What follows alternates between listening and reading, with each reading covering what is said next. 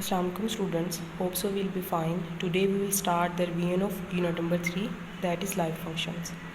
First we recall our previous knowledge. Our planet has billions of living things. Why? Because it has water, minerals, light, air and warmth. And the conditions of our earth support the life.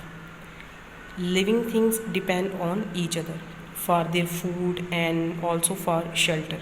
Living things depend on each other. After read this chapter, we will learn that certain functions are common to all living things. For example, we talk about the process of breathing, feeding, sensitivity, reproduction, and excretion. These are the processes that are common in all living things, but they are performed in a variety of ways. It means these functions are performed differently in plants as well as in animals. All living things move, grow, feed, breathe, feel, reproduce, and produce waste matter. They perform these functions in different ways. Next question is that what does it mean to be alive? Basically, living things can be identified because they have certain characteristics. They all carry out the same life processes, but they perform differently. There is a variety of living things on the earth. What does it mean to be alive? What characteristics do all living organisms or living things have that make them different from non-living things? Let us study these features in detail. There are some things which all living things do. These job or tasks are called functions. Living things perform these functions to stay alive. Not all animals perform these functions in the same way.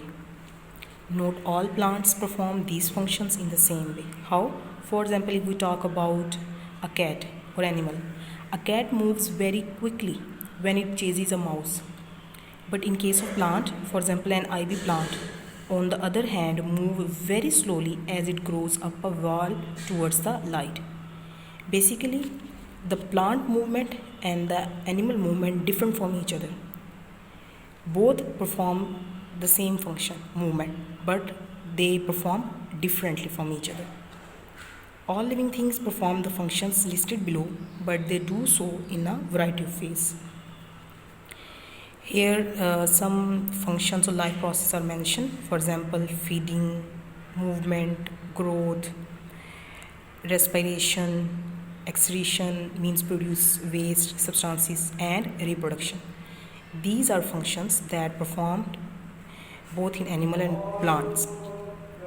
All living things, they have sensitivity, means they respond the internal and external stimulus or environment. They use their senses to find out about their surroundings. Now we discuss the first life process, that is movement.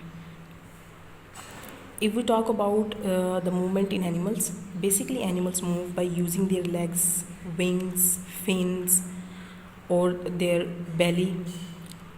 And in case of plants move by growing towards the or maybe away from the something.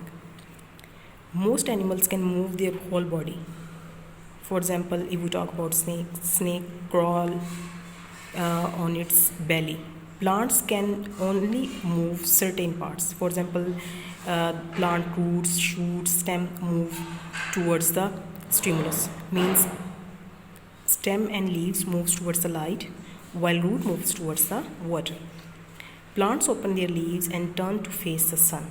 Animals move from place to place to find food and water or to avoid danger. This movement basically is called locomotion. All movement uses up energy. Some examples are given in which we will see the different movement in different animals. For example, if we talk about the plants, seedling growing towards sunlight, and the butterfly or insect move by flapping their wings or fly in the air.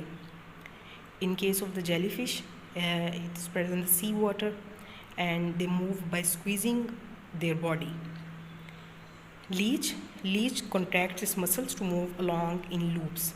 They move in loops by contracting their muscles. The barnacles fixes itself to one place for its whole life. The snake movement different from other animals. How? Because snake making loops that travel the length of its body.